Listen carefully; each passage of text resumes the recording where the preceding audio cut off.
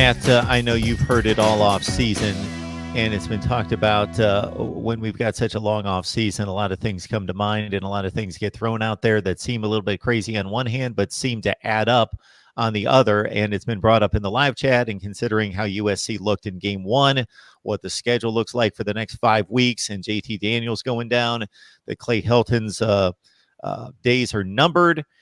Urban Meyer, obviously, it lines up as an Urban Meyer kind of job that, man, for him to seal a legacy, boy, if he goes to USC and cleans things up and wins big, then you're talking about something that he may not be able to pass up, and USC may not be able to pass up to bring them back to Pete Carroll kind of glory. So that's from a national perspective. I'm sitting 3,000 miles away and take in all the national content and obviously deliver it myself.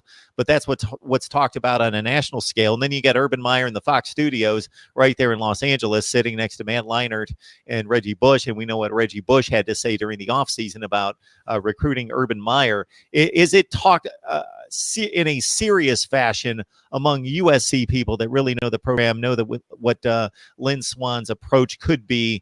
Is that as heavy of a realistic rumor as it is nationally?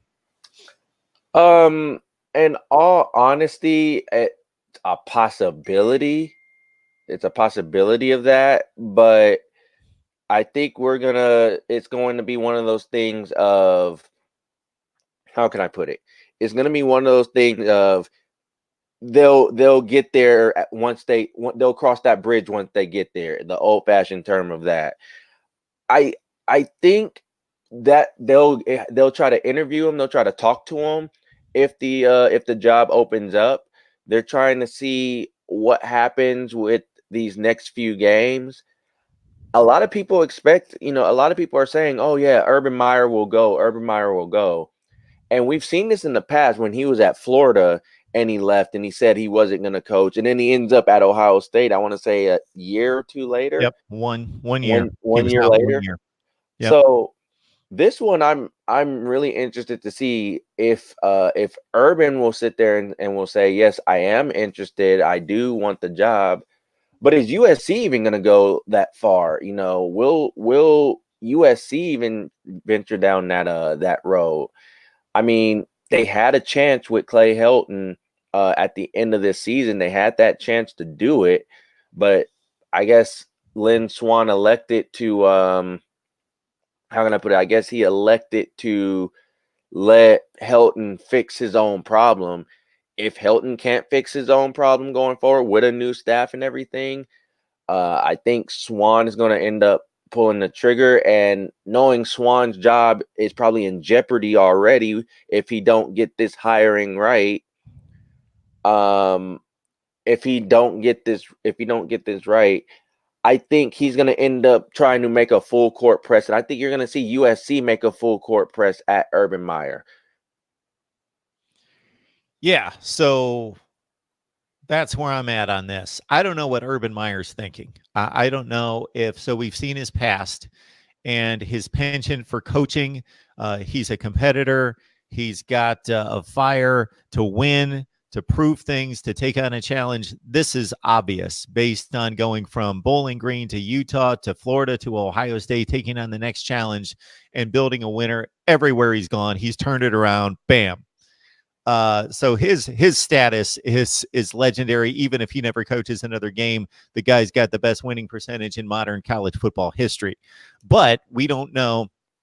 I will be the last person online to try to evaluate his health situation. A lot of people, it's phony, it's this, it's that, or they take it seriously what happened to him last year and what's happened to him in the past. I will never play that card because I don't want to play around with somebody's reputation when it comes to their health and what's serious and what's not. But based on the health diagnosis that he received last year, it is not good for him to coach. He cannot handle the pressure physically.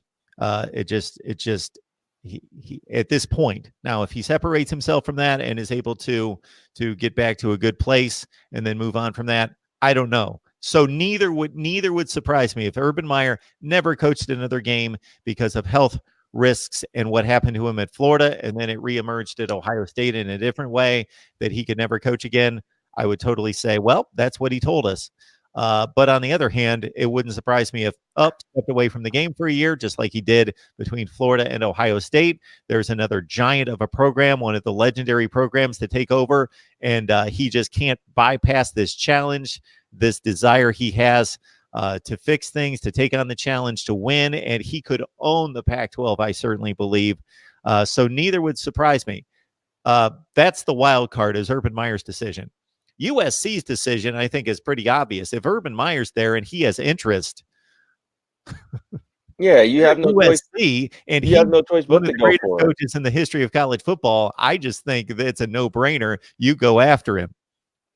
Yeah, you have no choice but to go for him. If he comes out and says, I'm interested in the USC job, I'm very interested in the USC job, if he does want to come back to coach, and you mentioned Urban Meyer's the wild card here, but if he does say, hey, I'm interested in coaching again, and I'm interested in USC, oh yeah, you send everybody, you send Lynn Swan, you send Carol Folt, you send everybody to try to lure him to USC, especially if he's interested.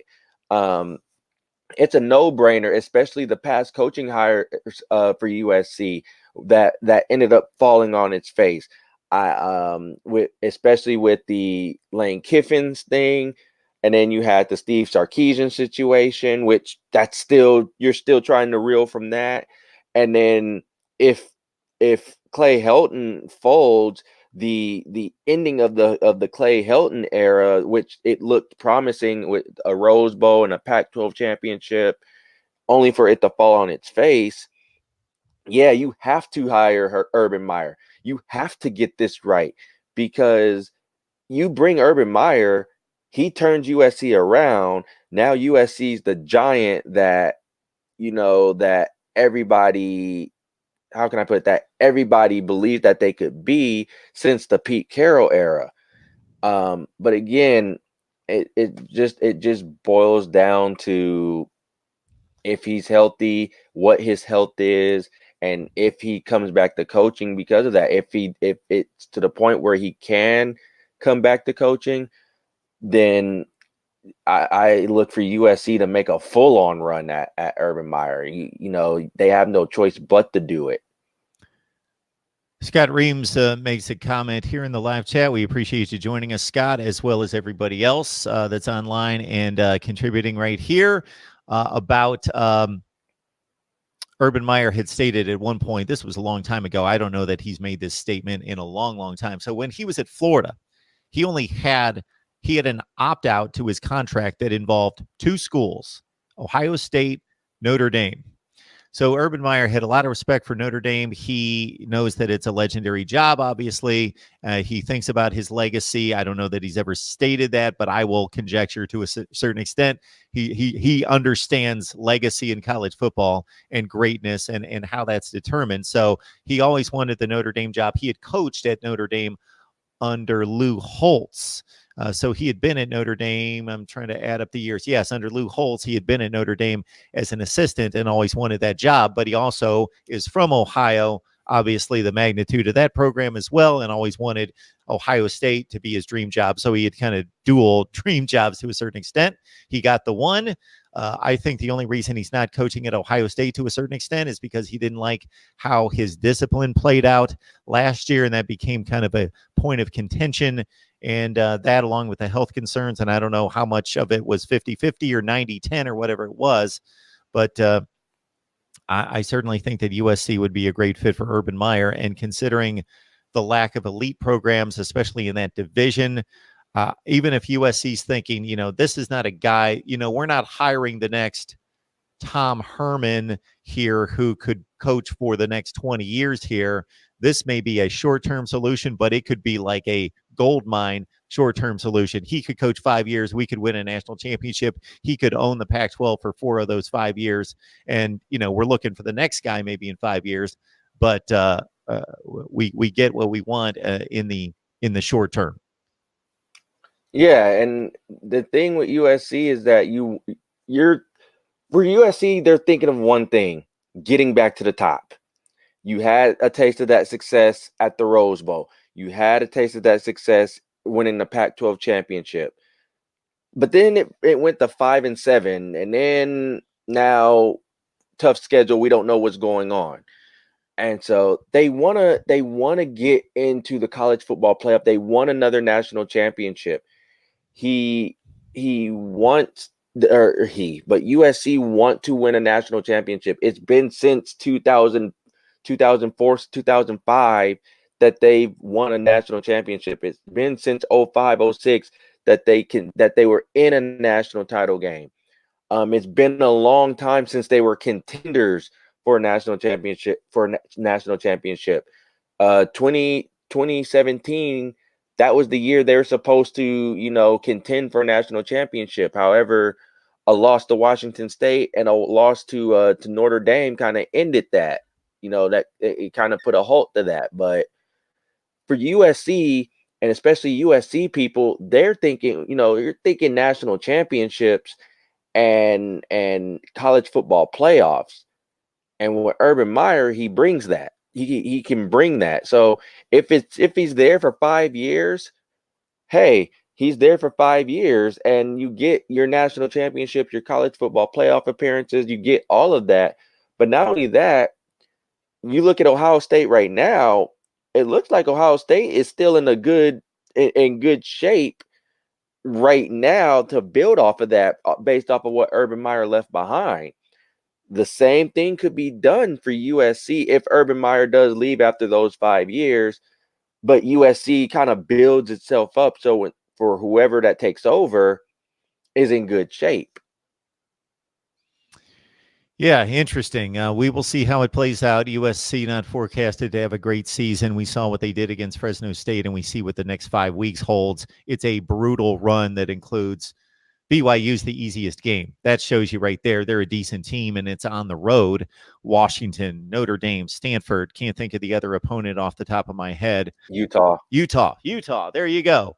The best team in the division, most likely the best team in the division, who won it last year.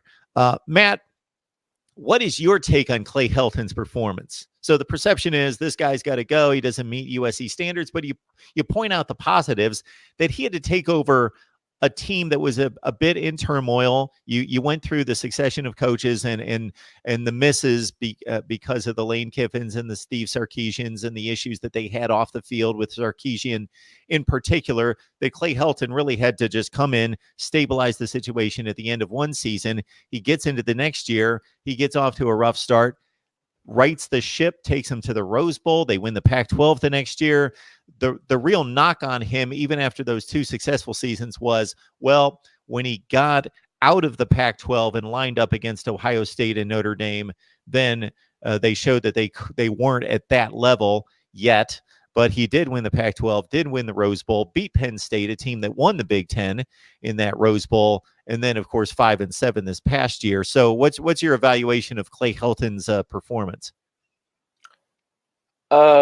In all honesty, while he may not be the Pete Carroll that we've seen, or Nick Saban, or Urban Meyer, or any of these coaches that we've seen, the Dabo Sweeneys, he may not be that guy, but I've heard a lot of how he's a great person.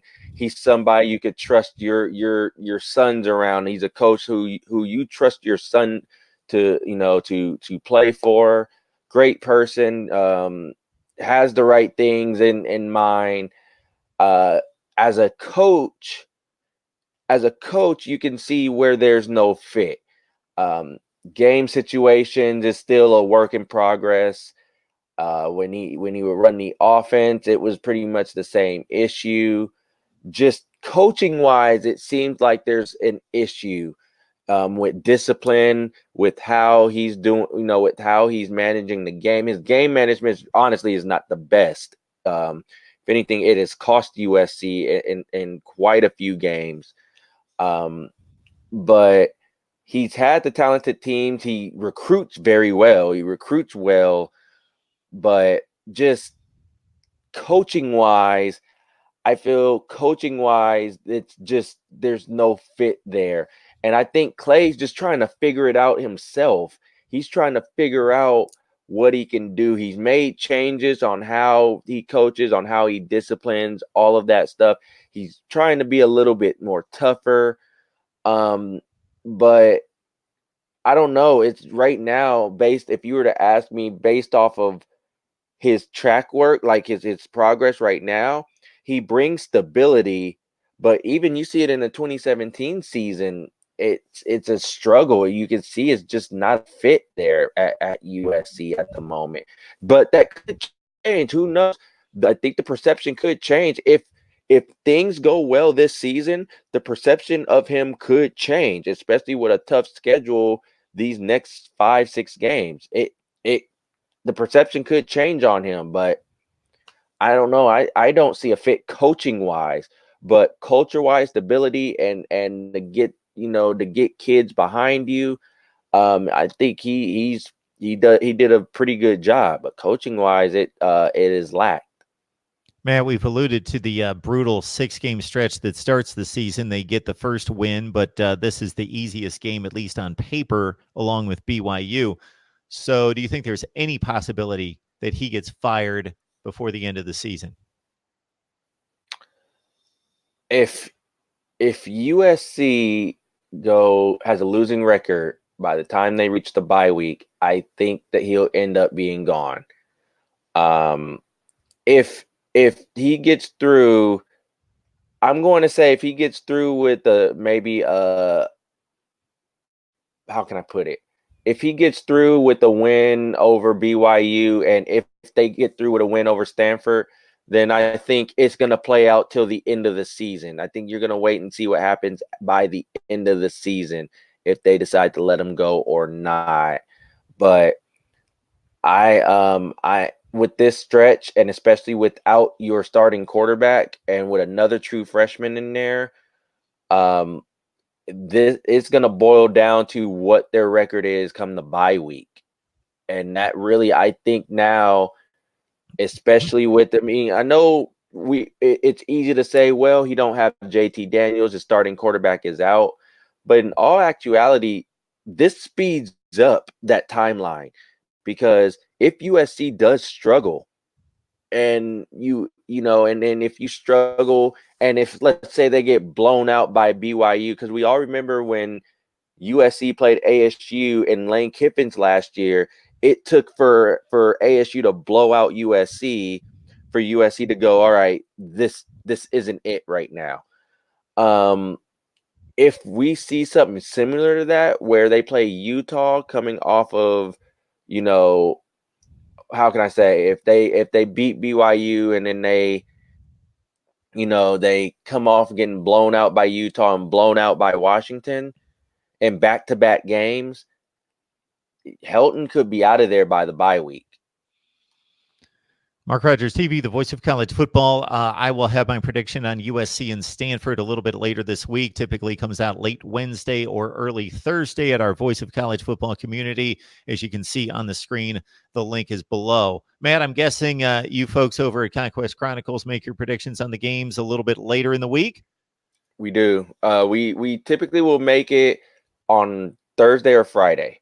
There you go. Check out Matt, Dina, the rest of the staff there at Conquest Chronicles. They will have their predictions on USC and Stanford. It's a guessing game in terms of the quarterback position at Stanford.